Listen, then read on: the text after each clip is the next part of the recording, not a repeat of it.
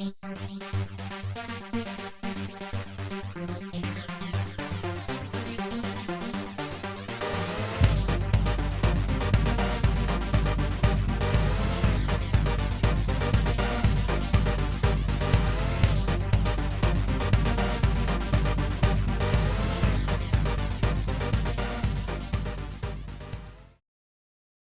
to the Bridge of Truth.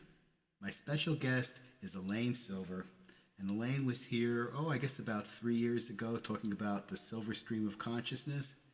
And we're going to be talking about something that has become a new passion in her life, spirituality and the Beatles.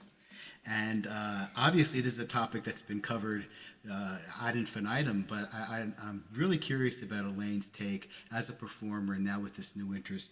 So Elaine, tell us, how did you get interested in the spirituality aspect of the Beatles? Okay, well, firstly, it's not a new passion. Ever since 1964, I've been passionate. Okay. Maybe I should start the show again. No, but it's not something like, this is something that I've been interested in for years. I know what it is. It says on your site new, that's why. It's a new program. There you go. So, yeah, and I was John Lennon. When I was 10 years old, 11 years old, we used to play Beatles, and we didn't have guitars, we had badminton rackets. And we didn't have Beatle hair, we had the local high school team, the pom-poms, and we would put those on our head with the stick going down the back, and we would play Beatles. I mean, we listened to their music all day long. I would sit there like this for hours, just looking at the album cover and listening to the records. So what happened was last October, I was going to be in Dothan, Alabama. There's a little Unity church there. And the minister there is, she's really a religious science or science of mind minister. They're very similar. It's just a little different. They're like brother-sister spiritual path. It's not even religion. It's more like a philosophy. So on Sunday, she has the Unity service, but on Wednesday nights, they have a science of mind service. So when I'm in the northern panhandle of Florida, I'll play one church, like Tallahassee, let's say, on one Sunday, and maybe Panama City the next Sunday, or Pensacola or something. And then I'll go up to Glenda and Marvin, her husband, and I'll stay with them for a few days and do this Wednesday night. So I was going to be up there in early October. So I looked at the calendar and I called Glenda and I said, how about if I come on Wednesday, October 8th, and I'll do Peace, Love, and Joy through song, and then we can have a birthday party for John Lennon, because the next day was his 74th birthday. Right. So that's what she went along with it. Great. They had more people show up than they've ever had on a Wednesday night. So that kind of told me something, and I thought, this is, I'm passionate about this. There's a lot of spirituality in the Beatles music, and I can talk about that and create a Sunday service program, like a Sunday music-inspired lesson. This is what I do a lot. That's my favorite thing to do, is have people sing along with me in church. I'll talk about a spiritual principle, and then we'll sing. Then I'll talk about another spiritual principle, and we'll sing. And when you sing and you raise your vibratory rate, it's like praying twice. Right. So I had something coming up in March, and it was going to be the first time I was doing spirituality and the Beatles. And I did my research, and I came up with this half-hour program. And so I begin, and I say how, the Beatles did everything. They did every kind of drug, probably you could imagine, and then they were together for 9 to 10 years. They were just constantly together, and they grew up together, and now Here they are. It was time for them to separate and go their own way. And I like to tell people, I like to ask the group, can anybody break up a happy couple? Probably not, right? If they're really happy together. So I don't think anybody could break up a happy band. Like, I don't think Yoko Ono broke up the Beatles. I think that she was more like a symptom rather than the cause of it. It was just a direction that John Lennon was going in anyway. Yeah, he was going on, and he was going on more on his own. And in fact, his favorite Beatles album, which is the same Beatles album that I have as a favorite, is the White Album, because that was really a compilation of more stuff that they all did individually. and put on that record. So in 1967, they got interested in transcendental meditation, and they learned how to meditate in Wales. And then in 1968, they all went over to India, and Donovan went, and the Beach Boys went, and Mia Farrow went, a whole group of them went, and hung out with the Maha. And so I talked to the group about, did anybody here ever learn TM? And, I learned it in the 70s, and you get a mantra, and you get comfortable, and you close your eyes, and you say the mantra over and over, and when you start realizing that your thoughts are drifting, you bring yourself back to the mantra, and then the idea is the mantra will eventually bring you to a place of no thought, and that is called the gap. And when you can get into the gap, that's a very powerful place to be. That's like really somehow experiencing oneness. And so then I say, well, here's a song that John Lennon wrote, and it has 2 mantras. And then it has a phrase in it. And in one of the songs, this song came out, in the late 60s, I guess. And when I heard, nothing's gonna change my world. Nothing's gonna change my world. Nothing's gonna change my world. Nothing's gonna change my world. So in those days, it just seemed normal that John would say something flippant. Nothing's gonna change my world. But in fact, nothing is no thing. And what is no thing? No thing is spirit. Everything else that exists on the material plane is a thing. So you're talking about a subliminal spiritual message in lyrics that otherwise would be perceived as generic pop. I don't know. I don't know how people would interpret that. But as a kid, I didn't get it because I didn't know about anything like that. But then years later, I'm listening to it. And then the mantra is, Jai Guru Deva. The second mantra is, nothing's gonna change my world.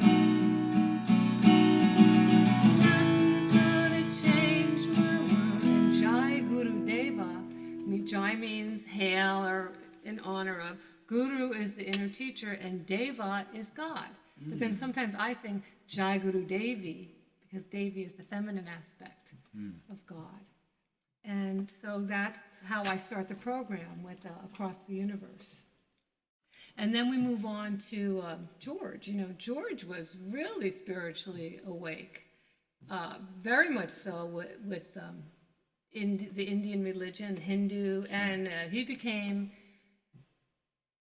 a Hare Krishna devotee, initiated Hare Krishna devotee. In fact, I think he left his body chanting the Maha Mantra, and Maha means great. So then there's My Sweet Lord, where that came out, in 1970? So even though I say spirituality and the Beatles, not all the songs I do are Beatles songs, but they're songs by a Beatle. Yeah, of course. Yeah. So, it's a...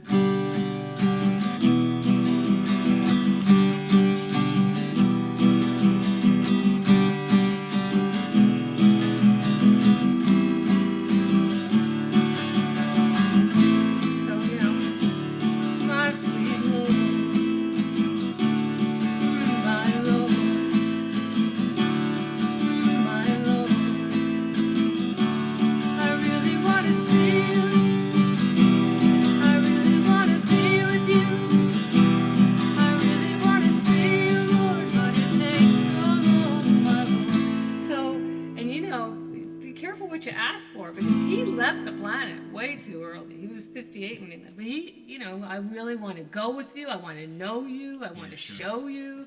And that won't take long, my Lord. And then it's Hallelujah. And then it's Hare Krishna, Krishna Krishna, Hare Hare, Hare Rama, Hare Rama, Rama Rama, Hare Hare. And as a kid, hearing those words, I just thought it was so cool. Maybe because it was coming from George. I didn't have any baggage around Krishna like I did around the religion that I grew up with, which was Catholicism. I was raised Catholic, and I was a bit of a rebel as a kid. So probably that's why I like John so much. But so this was George's path, this Krishna, and I love Krishna. You know, I lead kirtan sometimes now, and I started to also sing a little bit of this song. This is a Krishna Das. It's his treatment of the Maha Mantra, and we call it the Krishna Walls. Hare Krishna, Hare Krishna.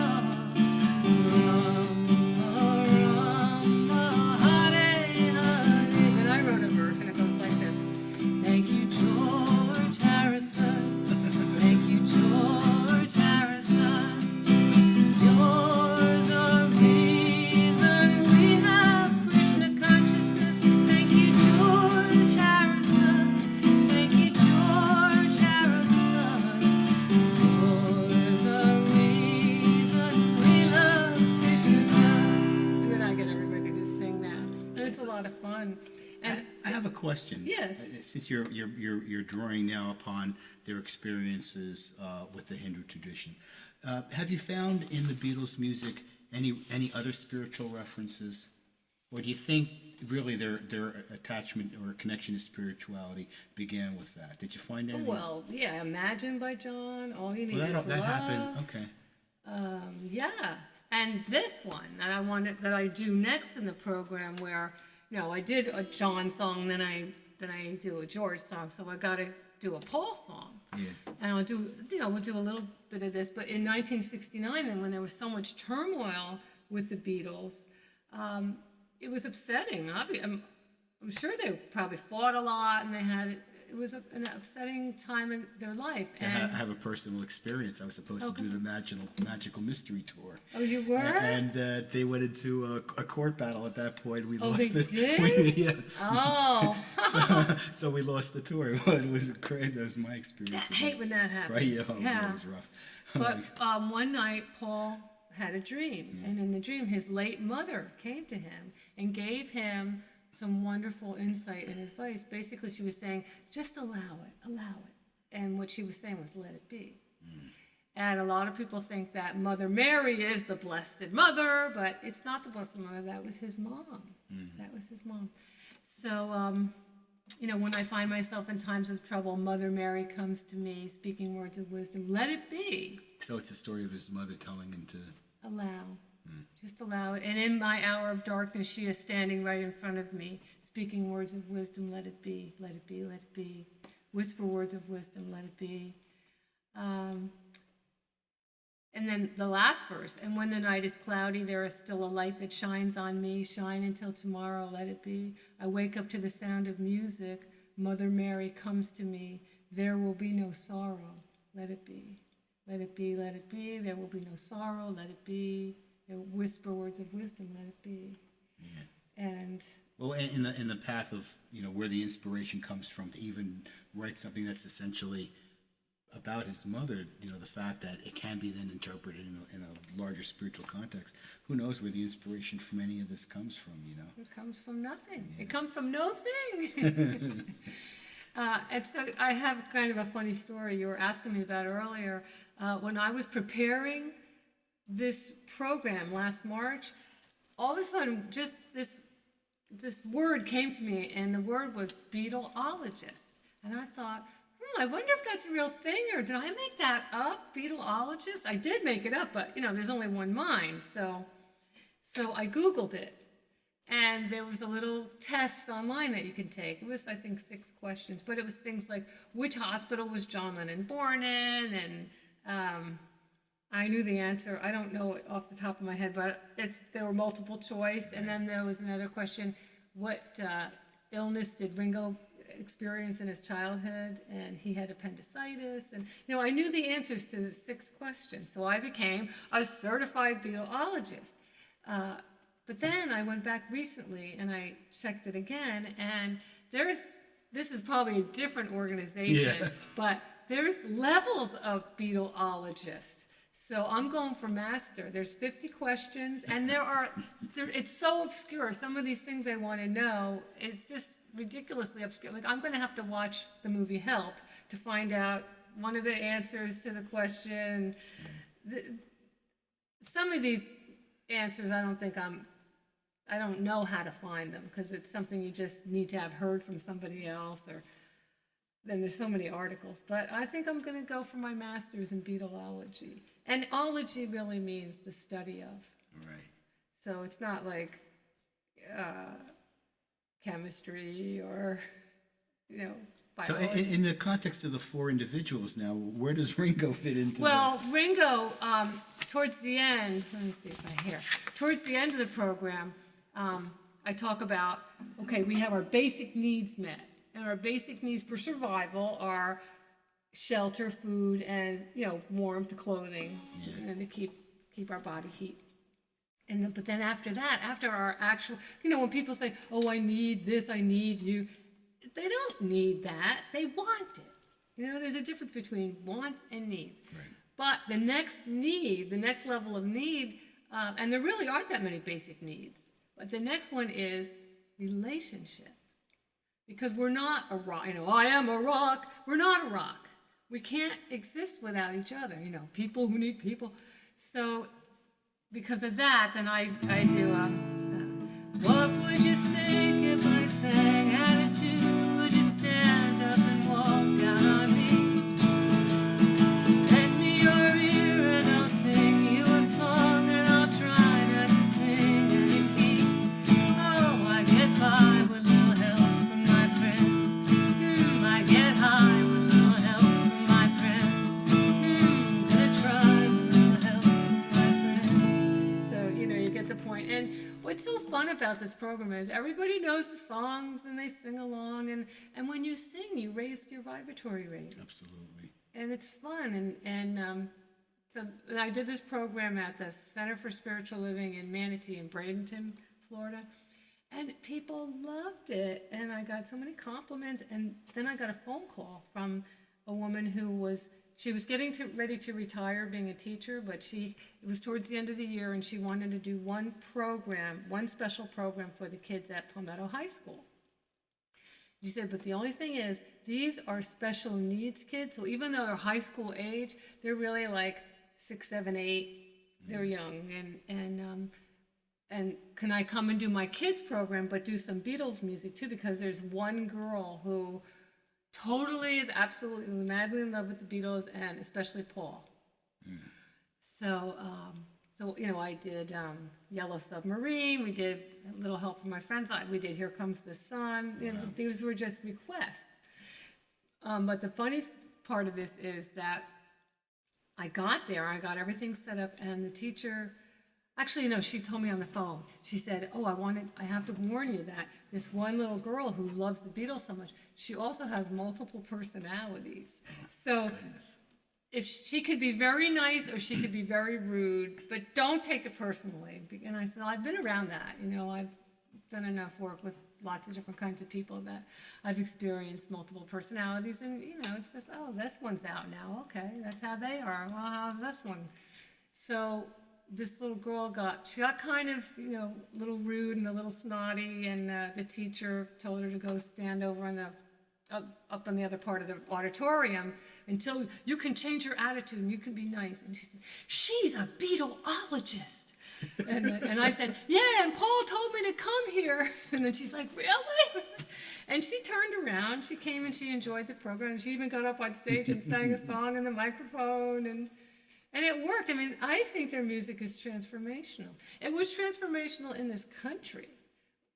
1964, a few months earlier, President Kennedy was shot, and I remember clearly. I was a little kid, but I remember some of the women in the neighborhood going into each other's houses, and they were crying. It was a really traumatic thing that happened. Incredible. And then a few months later, the Fab Four arrived with the beginning of the British invasion, it really uplifted the country. Their harmonies. Yeah, and in the context of the other things that were going on in the world, like the Vietnam War, eventually it was quite interesting to have that sort of dichotomy of the joy of groups like the Beatles, and then you had the other images that we were seeing at the time that perhaps Well, the Bad inspired Pigs, had happened not too much before that, and that was scary. they drew, they probably got a lot of inspiration for some of the other things, Helter Skelter, and some of these other things that they wrote. Based on that. And a lot of their music was also drug induced. Something opens up in the mind. And in fact, I read a book. It was called The Chemical Muse, and this man was in college and he was getting his master's PhD, and he wanted to write his thesis on the chemical muse, and they told him he couldn't do it because it was too controversial. But he did come out with a book, and he has evidence of, lots of artists, they do that, and they end up going to a deeper place, a higher place to access And sometimes a darker the art, place. darker too. Probably that's what causes them to do art. I know for myself. If everything's going great and I'm happy, and I don't have time to write music. I'm busy, But there are times and I think it's for a lot of artists. I need solitude. It's important to be able to create. If there's too much stimulation, too much going on, you can't. I need the quiet so that I can hear what's coming through. I want to ask you this: did you find anything in the early career of the Beatles that was perhaps pointing in the direction of where their spirituality would? Not yet. So it was all really just pop music Later up until on, around Sgt. 67, Pepper. yes. Yeah. Because one of the things that they said was, and I read this and I just saw, I think on YouTube, I saw Paul talking about this. He said, but in the early days, they would go on shows with 6 or 7 bands. Oh, absolutely. And they would all be playing like Chuck Berry Top of or the Pops. whatever and so it's like, oh, they're doing Long Tall Sally. Oh, we can't do they're doing Little Richard. We can't do our Little Richard because somebody else did. So Paul and John said, well, let's just write our own songs and nobody will be able to do our songs because they're ours. And that's actually how they started, writing songs. How fortunate. Out of adversity comes total gifts. And in the beginning, it was just basically about the things that teenagers could say. I want to hold your hand. Exactly. She loves you, yeah. Last question. In part of your show, do you do Imagine? I have, yeah, I do. Yes, definitely. I know we've only scratched the surface of the subject, but before we close, would you be able to do a little bit of that today? Yeah. I think that'd be a great way to end this. Sure, I'll just do a little bit. Okay.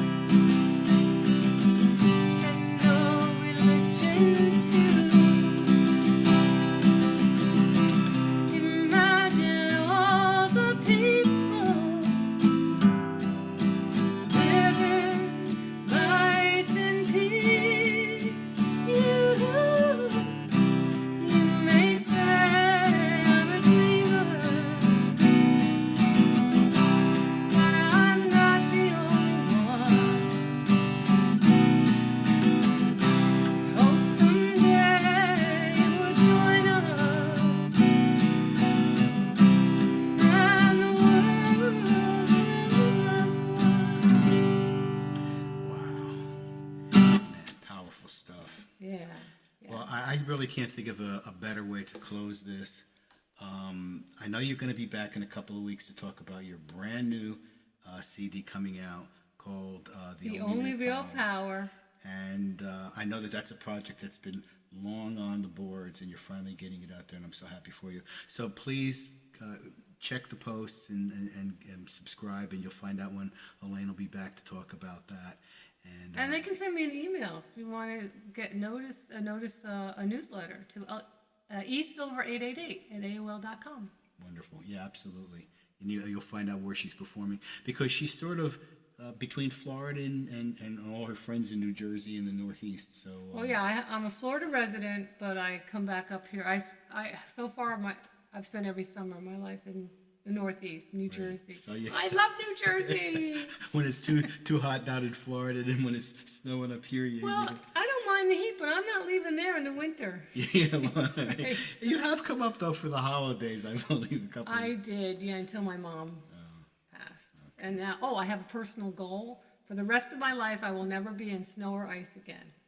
Well, it's a real goal of mine. That's a great goal to live for. Yeah. Certainly not in the Northeast, but down in Florida, you can do that. Well, thank you again, Elaine, Faerie Elaine, to her devotees, and it's just been wonderful to have you here. And thank you. Till the next time, may all your journeys be truthful, and we'll see you again in a few weeks. Namaste.